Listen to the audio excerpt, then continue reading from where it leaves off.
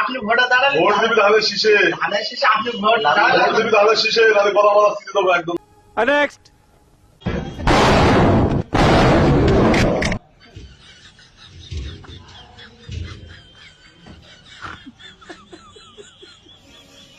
Next যদি দাড়িপাল্লা vote দেন মাসিগো ঘরের তুলে বাইরে যাচ্ছেন না, বুঝছেন নি?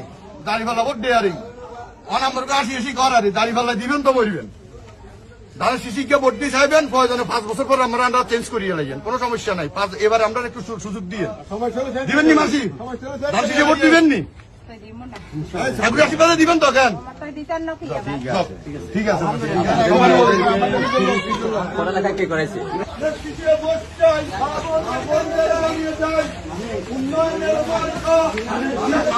আমাদের আবদার, এবার একটা ধানের শিশিয়ে ভোট দিবেন, সালাম নিবেন, খালেদা জিয়া সালাম নিবেন, আর জামাত ওই দাড়িপাল্লা আই আমার করে বুঝে হিন্দু সংগঠন করছে, দাড়িপাল্লা যদি ভোট দেন এই দেশের আমরা হিন্দু দেখতে পারতাম না, এটা আমরা দায়িত্ব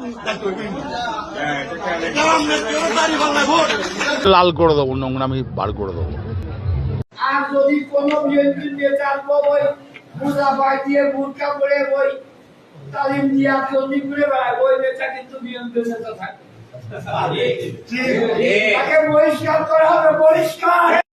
নেক্সট বিএনপির হাতে যদি আবারও ক্ষমতায় থাকে কিচ্ছু পরিবর্তন হবে না, হবে না, হবে না। তার জন্য অবশ্যই আমরা কিভাবে আগামীতে রাষ্ট্র ক্ষমতায় যেতে পারি সেই চিন্তা ভাবনা আমাদেরকে করতে হবে। অবশ্যই বিএনপি বিরোধী দল হিসেবে, নির্যাতিত নিপীড়িত দল হিসেবে তাদেরকে আমরা সাথে নেব, কিন্তু বিএনপির হাতে স্টিয়ারিং ছেড়ে সেটাতে যদি আমরা একমত হই আবার জেলেও সেই কদু হবে। সহজ কথা, আমরা সিদ্ধান্ত নিয়েছি বিএনপিকে আগামীতে ক্ষমতায় বসাতে হবে। বিএনপি ব্যতীত কোন রাজনৈতিক দল ক্ষমতায় এসে এই দেশকে চালাতে পারবে না। নেক্সট ওকে ওয়াজ করতেছি, আপনি ওয়াজ করতেছি, ঠিক আছে, ওয়াজ করতেছি, সংসদ অধিবেশন আপনি ওয়াজ করতে ওয়াজ করতেছি তো, ওয়াজ করতেছে, ঠিক আছে, ওয়াজটা কি করছেন? ভাই কেন এই কথাগুলো শুনে আমি রাজনীতি ব্যক্তি কি আসে? আপনি কথা শুনেন, আপনি কথা শুনেন না, আমি আপনার কথা শুনবো না, আমি আপনার কথা শুনতে প্রস্তুত না। আচ্ছা ঠিক আছে আচ্ছা, আমি কি কাউরে ডাইরেক্ট বলছি? আমি বলছি কি, মানুষ মনে করে কোরআনে শুধু জান্নাত, জাহান্নাম, নামাজ, রোজা, দান, সাদকা এগুলোই আছে, আর কিচ্ছু নাই। অথচ কোরআন পরিপূর্ণ জীবন বিধান। এই পরিপূর্ণ জীবন বিধানের ব্যাপারে কারো যদি বিন্দু মাত্র কোনো সন্দেহ থাকে, আপনার ইমান দুর্বল। আমাদের সমাজে যারা অধিকাংশ রাজনীতিবিদরা আছে এদের দেমাগে কোরআন না থাকার কারণে তাদের দেমাগটাও অসুস্থ, যার কারণে সমাজে চুরি, ডাকাতি, সন্ত্রাসী বেশি। ঠিক কিনা জোরে বলে? কোরআন দিয়া যদি সমাজ পরিচালনা হতো, চুরিও বন্ধ হতো, সন্ত্রাসীও বন্ধ হতো, দুর্নীতিও বন্ধ হতো, চাঁদাবাজও বন্ধ হয়ে যেত। এই কথার সাথে দ্বিমত আছে আপনাদের? যারা এই পর্যন্ত চালিয়ে এসেছে আমরা দেখেছি, কোরআন ছাড়া চালিয়েছে, কেউ শান্তি দিতে পারে নাই। আগামীতেও যদি কেউ চালায় শান্তি দিতে পারবে না কিয়ামত পর্যন্ত। আমি আপনাদেরকে সময় দিয়ে দিলাম। নেক্সট বীর মুক্তিযোদ্ধা জনাব তারেক রহমানের স্ত্রী মরহুমা খালেদা জিয়ার মৃত্যুতে আজকের এই মিলাদ ও দোয়া মাহফিল। নেক্সট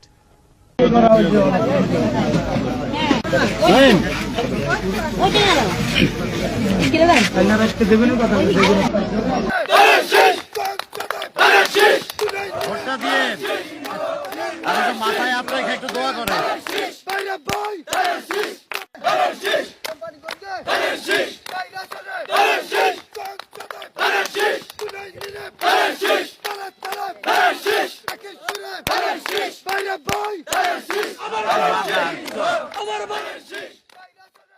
নেক্সট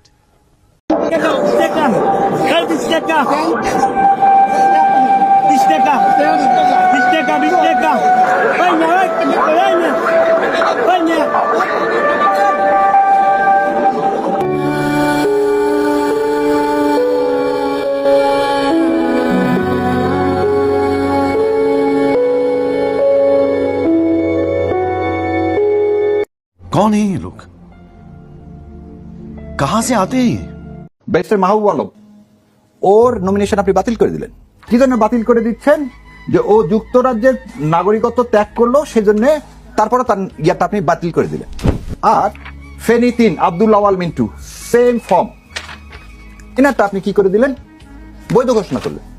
এবারে যে কথাটা বলবো, একদম সমস্ত বিএনপির ভাই থেকে শুরু করে সবাইকে ওই সম্মানের সহিত বলতেছি, আমরা একটা ডেমোক্রেসি চাই, সেই জন্য আমি এই ডকুমেন্টগুলো দেখাচ্ছি, না হলে আমি হয়তো দেখাতাম না। এটা কাউকে হার্ম করার জন্য না। জনাব তারেক রহমান উনি ওনার হলফনামা দিলেন। হলফনামায় আপনি পূর্বে দ্বৈত নাগরিকত্ব ছিলেন, পরিত্যাগ করেছেন কিনা, যদি হ্যাঁ হয় তবে নাগরিকত্ব প্রয়োজন হবে, ওই জায়গায় এমটি।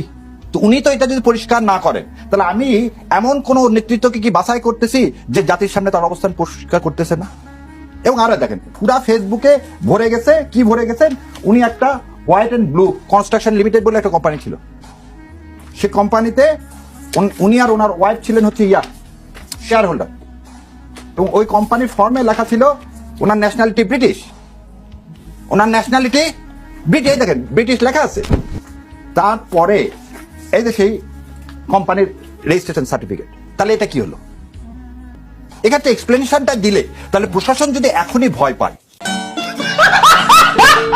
আমার আসনের কর্মীরা তোমাদেরকে স্পষ্টভাবে বলতেছি, এই নির্বাচনের আগে জনগণের ঠ্যাং ধরবা। এই ঠ্যাং ধরলে কোনো খারাপ কিছু না, তুমি ঠ্যাং ধরবা একদিন, আমরা নির্বাচিত হলে আমাদের ঠ্যাং ধরবে 5 বছর। ধানের শীষের বাইরে আমাদের নৌকা নাই। ধানের শীষের বাইরে কেউ দাঁড়িপাল্লাতে ভোট দেওয়ার কথা বলে সেখান থেকে সুস্থ হয়ে বাড়িতে ফিরে আসবেন বিএনপি নেতা কর্মীদের কাছ থেকে, আমার তো সেটা মনে হয় না। এত বছর নেক্সট বলেন আমার কি করবেন বলেন। আমি থাকতে পারবো না এলাকা, বলেন কি ভাই, কথা কম করবেন। কার এলাকা কি কইছি কোন কোন না, আবার কোন এলাকা থাকতে দিবেন না, কদিন পরে কি হইছে? বিএনপি কি দেশ শাসন করে নাকি? হ্যাঁ কি হইছে? বিএনপি কি ক্ষমতায় পড়ছে? এলাকায় থাকতে দিবেন না? এলাকা কারো বাপের কিনা? কি হয়ে গেছেন আপনারা? বিএনপি কি মা বাপ দিকে এলাকার, বাংলাদেশের এলাকা থাকতে দিবেন না? এটা আমার জন্মস্থান, আমি এনে ব্যবসা করি, এনে খাই, এনে উঠি বসি, সবকিছু এনে। বিএনপি কি চাঁদাবাজ, অন্যায়কারী, জুলুমকারী, কোনো কথা বলবো না, সাউন্ড হইব না। অন্যায়কারী যে অন্যায়ের বিরুদ্ধে আমি কথা বলবো। আমি হালাল ইনকাম করে খাই, রাজনীতি করি আল্লাহর জন্য। কে আছে আমার বাধা দিব? কত বড় সাহেব কে আছে বিএনপির? কিছু কইব?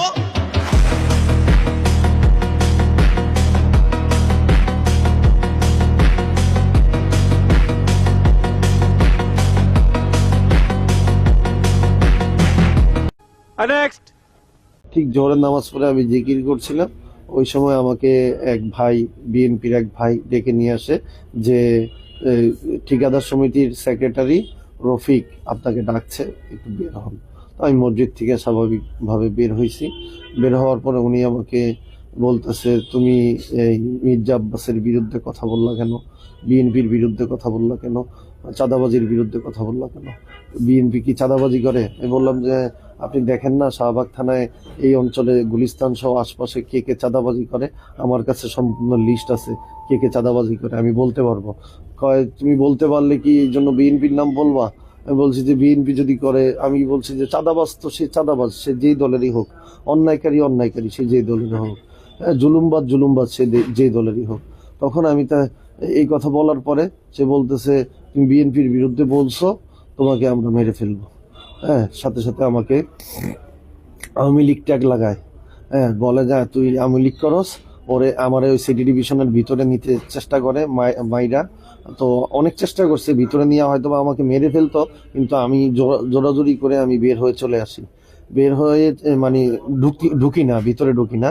পরবর্তীতে ওইখানে আমাকে 40-50 জন মিলে ইচ্ছা মতো পালাক্রমে রফিক সাহেবের নেতৃত্বে, তারপরে ছিল এরকম ভাবে মফিজ, তারপরে ছাত্র দলের রমনা থানার সভাপতি খোকন ভাই ছিল, এরকম আরো অনেক লোক ছিল, আমাদের এলাকার বড়বাবু মজিবুর, তারপর এই এরকম ভাবে অনেক, মানে নাম তো অনেক, এত নাম এখন বলতে পারবো না। প্রায় 40-50 জন উপস্থিত অবস্থায় আমাকে প্রচুর মারছে, আমার পা থেকে মাথা পর্যন্ত মারছে। মারতে মারতে এক পর্যায়ে আমার মোবাইলটা ছিনিয়ে নিছে, আমার জুতাটা ছিঁড়ে ফেলছে, আমাকে এলাকায় প্রচুর চেষ্টা করছে যে মেরে ফেলার জন্য, কিন্তু পারে নাই। আমি বলছি আমার মোবাইল দাও, ওরা বলছে যে আমাকে মানে এই এলাকায় আর ঢুকতে পারবি না চিরজীবনের জন্য। হ্যাঁ, আমি বলছি ঠিক আছে আমার মোবাইলটা দেন, আমি চলে যাই। আমার মোবাইল দেয় না, কোনোভাবে দেয় না। আমি প্রায় 10-15 মিনিট মোবাইলের জন্য আমি চিল্লাচিল্লি করছি, কিন্তু তারা আমি বলছি আমাকে মেরে ফেলেন, আমার সমস্যা নেই, কিন্তু আমার মোবাইলটা অন্তত দেন। তারা আমার কোনোভাবেই মোবাইলটা দেয় নাই এবং আমার জুতা ছিঁড়ে ফেলছে। আমি খালি পায়ে শাহবাগ থানায় যাই, বের হই, আমি আল্লাহর কাছে বিচার দিছি যে আল্লাহ তুমি এই জুলুমবাজদের উপরে তুমি তোমার গজব বর্ষণ করো। এছাড়া তো আমার কেউ নাই দুনিয়াতে, আল্লাহ ছাড়া তো আমার কেউ নেই, আল্লাহই তো আমার সবকিছু।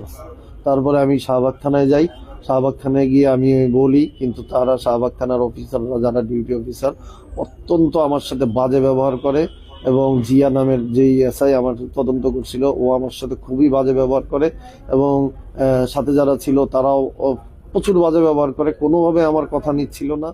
Next. দেশের থেকে যদি ইসলাম ধ্বংস করতে চান তাহলে অন্যদিকে তাকানো যাবে না। এই যে বিএনপিকে আপনাদের সাহায্য করতে হবে, বিএনপিকে সহযোগিতা করতে হবে, সবাই এক থাকতে হবে। দেশকে যদি ভালো রাখতে চান, দেশের থেকে যদি ইসলাম ধ্বংস করতে চান তাহলে অন্যদিকে তাকানো যাবে না। Next. আজকে উনি মাছ বিক্রি করতে এসে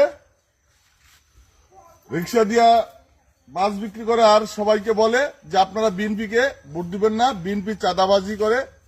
আমাদের দলীয় নেতৃবৃন্দ, আমার বাতিজা উজ্জ্বল, আমার চাচাতো ভাই সোহেল, ওরা যখন যাইতেছে, যাওয়ার পরবর্তী যখন এই কথা শুনছে তখন ওরা আটকাইছে। আটকানোর পরবর্তীতে আমরা জিজ্ঞাসা করতেছি ওরে যে তুমি যে বড় বিএনপি চাঁদাবাজি করে, তোমার কাছ থেকে চাঁদা নিচে কোনো দিন করে না, তাহলে কার কাছ থেকে নিচে তুমি দেখাও। এখন এই জামাতের সংগঠনের কিছু লোক এইভাবে তারা আমাদের মনে হয় যে মাঠে ছেড়ে দিছে যাতে বিএনপির দুর্নাম হয়, বদনাম হয়।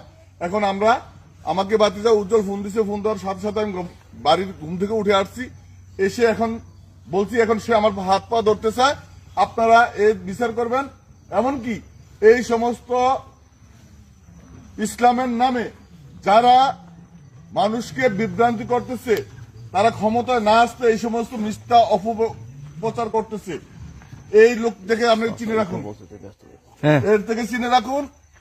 এর কাছ থেকে আমাদের কোন দলীয় নেতা কর্মী মাছ কিনবেন না, চাই দেখি ও কার কাছে মাছ বিক্রি করে।